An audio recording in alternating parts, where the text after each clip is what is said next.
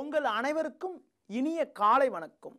இந்த நாள் நிகழ்ச்சியில் இன்றைய பஞ்சாங்க குறிப்பு.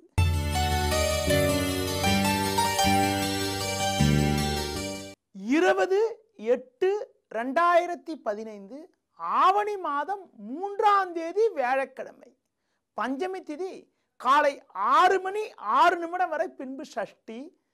சித்திரை நட்சத்திரமானது பிற்பகல் 2:46 வரை, பின்பு சுவாதி நட்சத்திரம். சித்த யோகமானது பகல் 2:46 வரை, பின்பு அமிர்த யோகம்.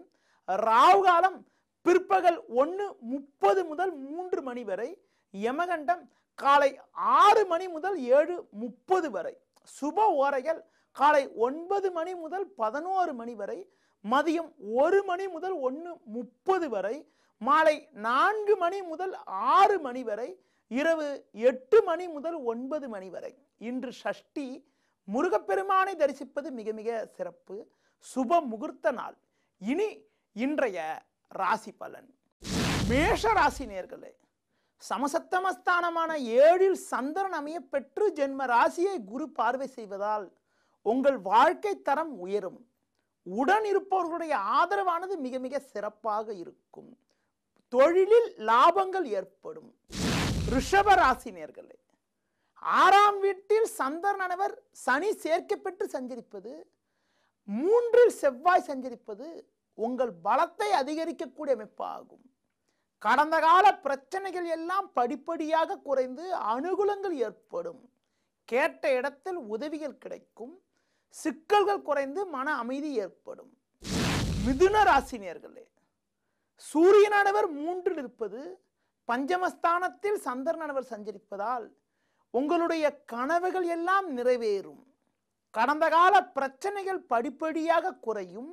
உடன் இருப்பவர்களை அனுசரித்து சென்றால் சாதகமான பலன்களை அடையக்கூடிய ஒரு இனிய நாளாக இன்றைய நாள் இருக்கும்.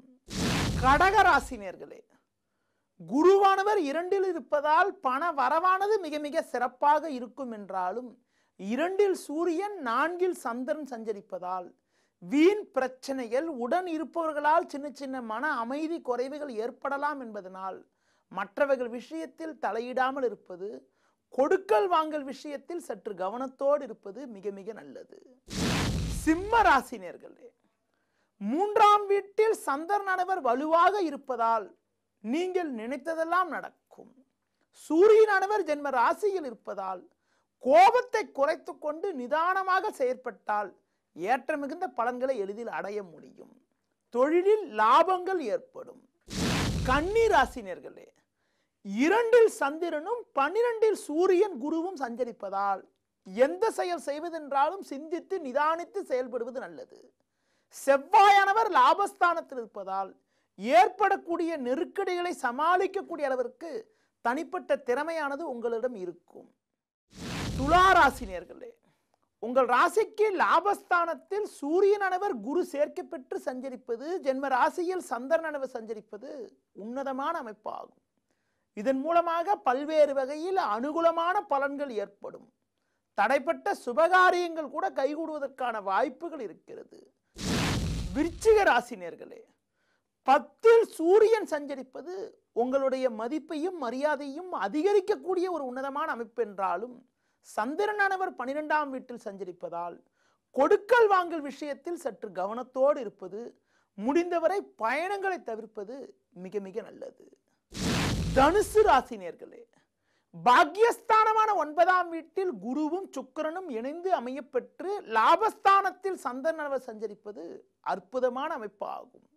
நீண்ட நாளைய கனவுகள் எல்லாம் நிறைவேறி சாதகமான பலன்கள் ஏற்படும். தொழிலில் லாபங்கள் அதிகரிக்கும். உத்தியோகத்தில் இருப்பவர்களுக்கு நல்ல பதவி ஒன்று தேடி வருவதற்கான வாய்ப்புகள் இன்றைய நாளில் உள்ளது.